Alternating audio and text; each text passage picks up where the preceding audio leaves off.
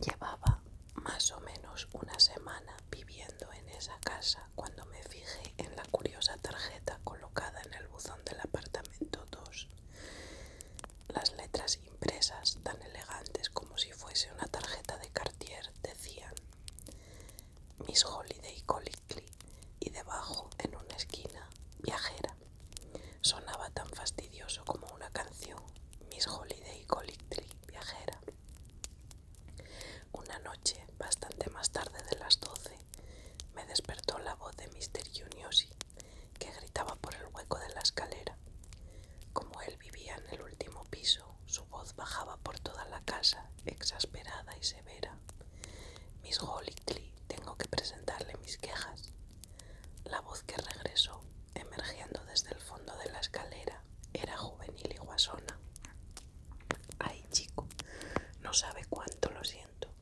He vuelto a perder la maldita llave.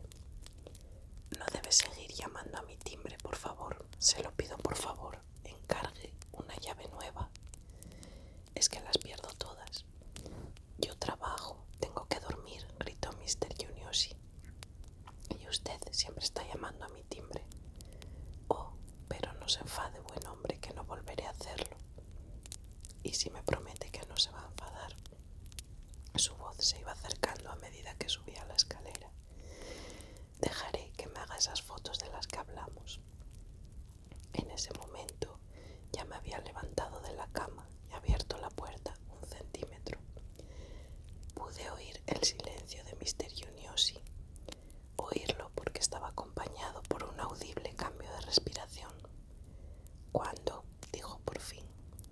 La chica se puso a reír. Algún día, contestó la chica, arrastrando las palabras. Salí al rellano y me asomé a la barandilla, lo suficiente como para ver si ser visto. Ella seguía subiendo la escalera. Llegó a su piso y la luz del rellano se iluminó. La mezcolanza de colores de su pelo cortado a lo chico, con franjas leonadas, mechas de rubio albino y rubio amarillo. Era una noche calurosa, casi de verano, y Holly llevaba un fresco vestido negro, sandalias negras y collar de perlas.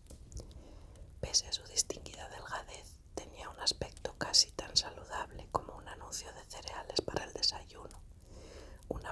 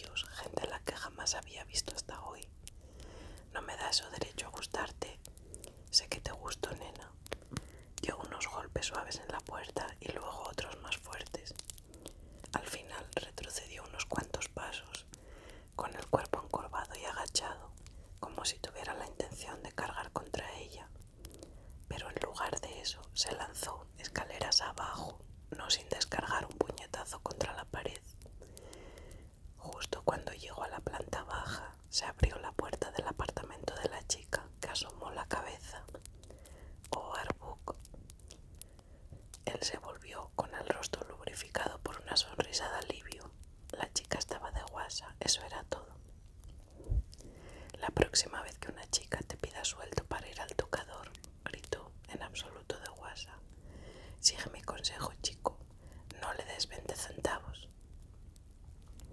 Holly cumplió todo lo que había prometido a Mr. Juniosi, o no volvió a llamar a su timbre, supongo, porque durante los días siguientes comenzó a llamar al mío, a veces a las 2 o a las 3 y a las 4 de la madrugada. No tenía escrúpulos por lo que respecta a la hora en que pudiera sacarme de la cama para que pulsara el botón que abría el portal de la calle. Como ninguno de mis amigos era de los que se presentan en casa a estas horas, sabía que siempre era ella. Pero las primeras veces que llamó todavía me dirigía a la puerta, medio convencido de que había malas noticias, algún telegrama para mí. Pero siempre era Miss Golightly que gritaba desde abajo: «Lo siento, chico, me he olvidado la llave». Naturalmente no llegamos a trabar relación, aunque de hecho nos cruzábamos con frecuencia en la escalera o en la calle. Sin embargo, ella hacía como si no me viese. Nunca se quitaba las gafas de sol. Iba siempre muy bien vestida, con un buen gusto casi pomposo pese a la sencillez de su ropa, de los azules y los grises escasamente llamativos que hacían que fuese ella, su persona, la que brillaba. Hubiera podido deducirse que era modelo de fotógrafo o una actriz principiante, aunque por sus horarios era obvio que no tenía tiempo para dedicarse a ninguna de las dos cosas. De vez en cuando la veía lejos de nuestro barrio. En una ocasión, un pariente que vino a visitarme me invitó al 21 y allí, en una mesa de primera, rodeada de 4 hombres, ninguno de ellos de los cuales era Mr. Arbuck, aunque todos ellos fueran intercambiables con él, se encontraba Miss Golightly, peinándose de forma ociosa, pública, y su expresión, un bostezo contenido, sirvió, por ejemplo, para sordinar la excitación que me producía cenar en un lugar de tal postín. Otra noche, en pleno verano, el calor que hacía en mi habitación me hizo salir a la calle. Bajé por la tercera avenida hasta la calle 51, en donde había un anticuario en cuyo escaparate destacaba un objeto que yo admiraba. Una jaula que era todo un palacio, una auténtica mezquita con minaretes y habitaciones de bambú que anhelaban la presencia de loros parlanchines, pero costaba $350. De vuelta a casa me fijé en un grupo de taxistas que formaba un corro frente al bar de P.J. Clark, aparentemente atraído por un alegre grupo de oficiales del ejército australiano que, con ojos achispados de whisky, entonaban Waltzing Matilda con sus voces de barítono. Sin dejar de cantar, bailaban por turnos con una chica a la que hacían girar como una peonza por el adoquinado bajo el paso elevado del metro. Y la chica, Miss Golightly, por supuesto, flotaba en sus brazos ligera como un pañuelo. Pero si Miss Golightly no llegó a enterarse de mi existencia, excepto en mi calidad de práctico portero, a lo largo de aquel verano yo acabé convirtiéndome en toda una autoridad sobre la suya. Descubrí, observando la papelera que dejaba junto a su puerta, que sus lecturas normales eran la prensa popular, unos folletos de viajes y las cartas astrales, que fumaba unos pitillos esotéricos de la marca Pica Yune, que sobrevivía a base de requesón y tostaditas, que su cabello multicolor no era obra de la naturaleza. La misma fuente de información me permitió saber que recibía montones de cartas del frente. Siempre estaban rotas a tiras alargadas como registros. A veces me llevaba uno de esos registros para utilizarlo en mis lecturas. Recuerdo y te echo de menos y llueve y escribe por favor y maldita y condenada eran las palabras que más a menudo se repetían en esas tiras de papel. Estas y soledad y te quiero. Además, tenía un gato y tocaba la guitarra. Los días de mucho sol se lavaba el pelo y junto con el gato, un rojizo macho grado se sentaba en la escalera de incendios y rasgaba la guitarra mientras se le secaba el pelo. Cada vez que oía la música, yo me acercaba silenciosamente a la ventana. Tocaba muy bien y a veces también cantaba. Cantaba con el acento afónico y quebrado de un muchacho. Se sabía todas las canciones de los musicales de éxito, de Cole Porter y Kurt Weill. Le gustaban sobre todo las canciones de Oklahoma, recién estrenada aquel verano. Pero en algunos momentos tocaban melodías que hacían que me preguntase de dónde podía haberla sacado, de dónde podía haber salido aquella chica. Canciones nómadas, agridulces, con letras que sabían a pinar o a pradera. Una de ellas decía: no quiero dormir, no quiero morir, solo quiero seguir viajando por los prados del cielo. Y parecía que esta fuese la que más la complacía, pues a menudo seguía cantándola mucho después de que se le hubiera secado el pelo, cuando el sol ya se había puesto y se veían ventanas iluminadas en el anochecer. Pero nuestra relación personal no empezó hasta septiembre, una noche atravesada por los primeros y fríos estremecimientos del otoño. Yo había ido al cine, regresado a casa y estaba acostado con un Bourbon y el último Simeono, lo cual constituía hasta tal punto mi ideal de comodidad que no conseguía entender cierta sensación de inquietud que fue creciendo poco a poco, tanto que llegué a oír mis propios latidos.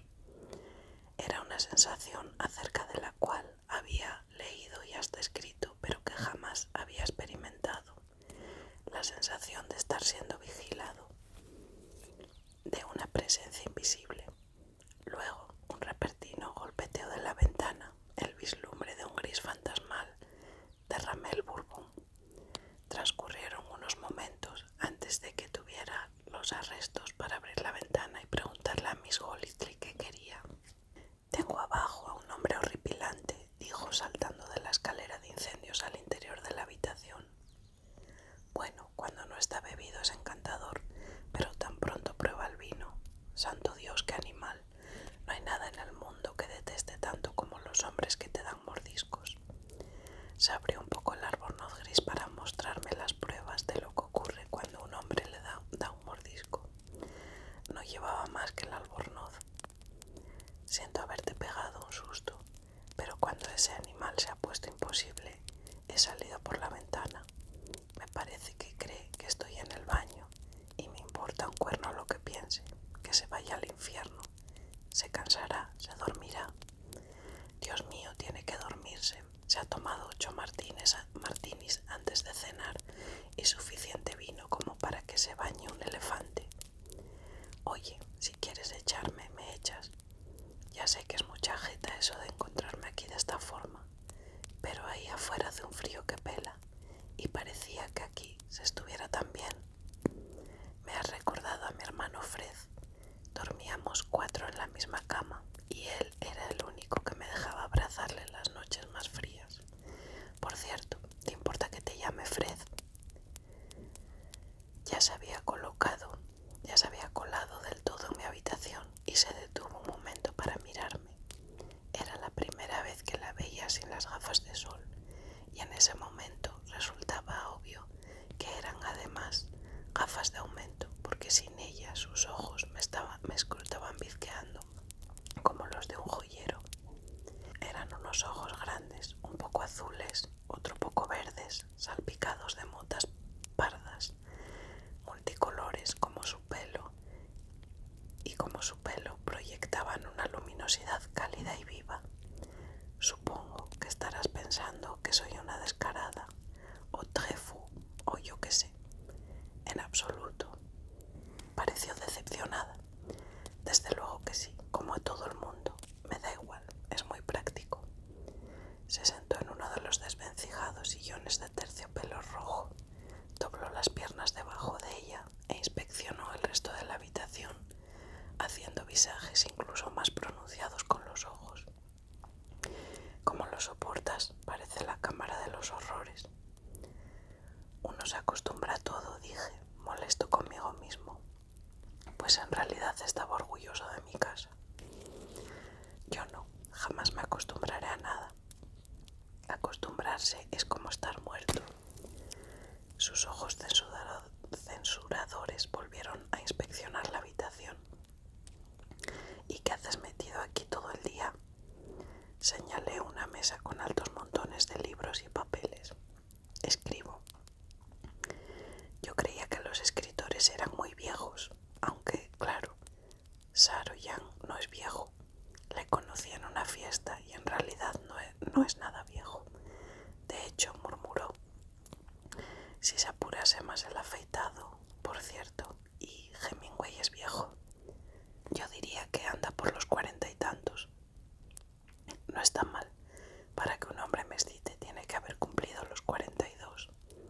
Una amiga mía, que es una idiota, anda siempre diciéndome que tendría que ir a un comecocos. Dice que tengo complejo paterno, lo cual me parece una merde. Lo único que pasa es que yo misma me predispuse a que me gustaran los hombres maduros, y esa fue la decisión más inteligente de mi vida. ¿Cuántos años tiene Somerset Maugham? No estoy seguro, 60 y pico. No está mal, nunca me he acostado con un escritor. Aunque espera, ¿conoces a Benny Saclet? Al verme decir que no con la cabeza, puso un gesto ceñudo. Qué raro, ha escrito montones de cosas para la radio, pero ¿cuál rata? Dime, ¿eres un verdadero escritor? Depende de lo que entiendas por verdadero. Pues mira, hay alguien que compre lo que escribes. Todavía no. Yo te ayudaré, dijo. Puedo hacerlo, no creas. Imagina cuantísima gente conozco que conoce a otra gente. Te ayudaré porque eres como mi hermano Fred, un poco más bajo solamente.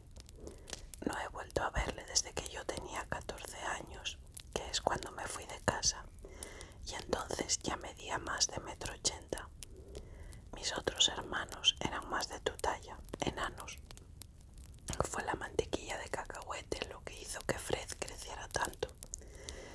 Todo el mundo pensaba que era una chifladura eso de atiborrarse de mantequilla de cacahuete.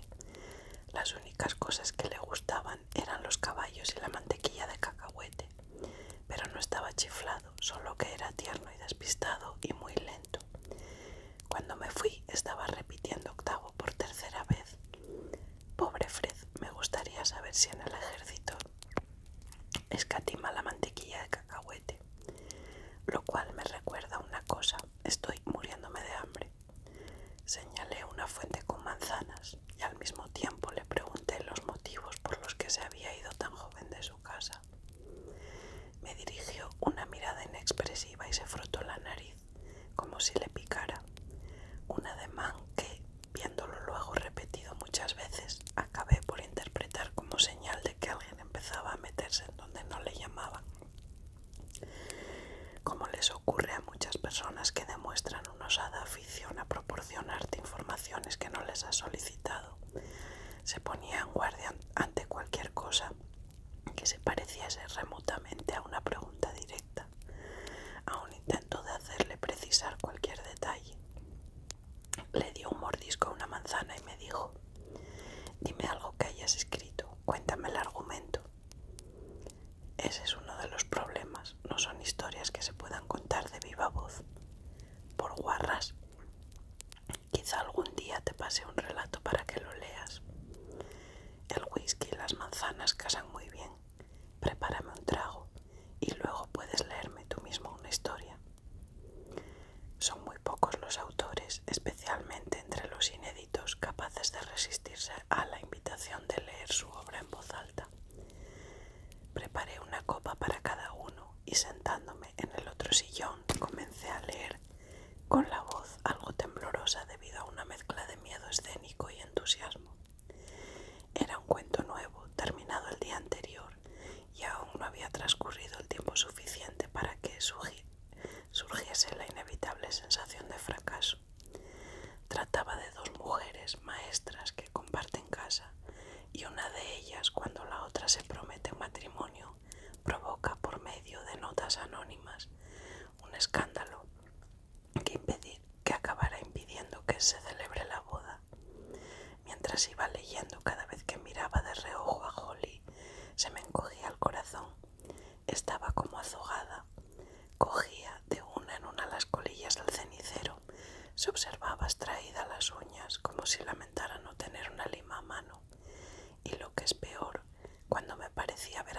todo su interés.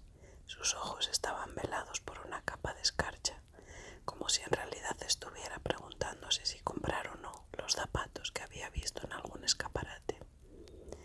«¿Esto es el final?», me preguntó despertando. Trató vanamente de encontrar algo más que decir. Las tortilleras me caen bien, claro, no me asustan en lo más mínimo, pero los cuentos de tortilleras me matan de aburrimiento. Soy incapaz de meterme en su piel. «Bueno, chico», dijo, porque yo estaba verdaderamente desconcertado. «Si no trata de un par de bolleras ya me explicarás de qué diablos va». Pero yo no estaba de humor para complicar la equivocación que suponía el haberle leído el cuento con el no menos embarazoso intento de explicárselo.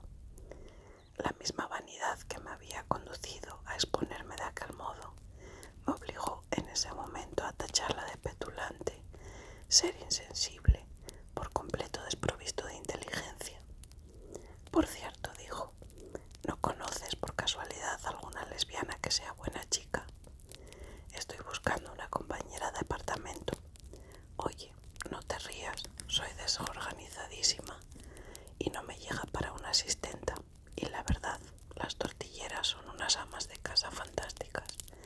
Les encanta encargarse de todo.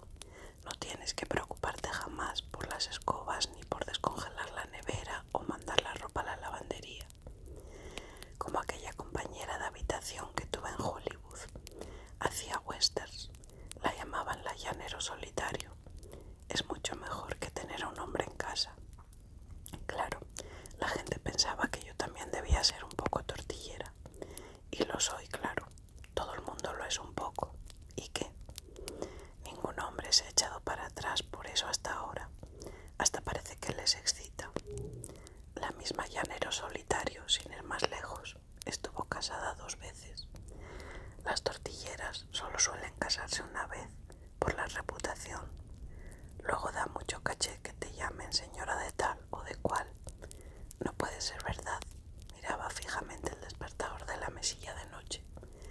No pueden ser las 4:30. La ventana comenzaba a virar al azul. La brisa del amanecer agitaba las cortinas. ¿Qué día es hoy? Jueves. Jueves. Se levantó. «Dios mío», dijo, y volvió a sentarse gimiendo. «Es espantoso». Yo me encontraba lo suficientemente cansado como para no sentir curiosidad. Me tendí en la cama y cerré los ojos, pero era irresistible. ¿Qué tiene de espantoso que sea jueves? Nada, solo que nunca consigo acordarme de que ya está cerca. Verás, los jueves tengo que tomar el de las 8:45. Son quisquillosísimos, con lo de las horas de visita. Y si te plantas allí alrededor de las 10, te queda solo 1 hora hasta que mandan comer a esos pobres. Imagínatelo, comen a las 11. También puedes ir a las 2 y yo lo preferiría, pero a él le gusta que vaya por la mañana. Dice que así aguanta mejor el resto del día. Tendré que mantenerme despierta, dijo, pellizcándose las mejillas hasta hacer que floreciesen las rosas. No tengo tiempo de dormir, se me pondría cara de tuberculosa, se me desmoronaría como un edificio viejo y no sería justo. No está bien que una chica vaya sin con la cara verde. Supongo que no. La furia que sentía contra ella por lo de mi cuento comenzaba a menguar, volvía a imantarme. Todas las visitas hacen lo posible por tener un buen aspecto y es muy emocionante, precioso, ver a las mujeres que se ponen lo mejor que tienen. Quiero decir que incluso las viejas y las que son muy pobres también hacen todo en cuanto está en su mano por ir bien vestidas y oler bien, y están adorables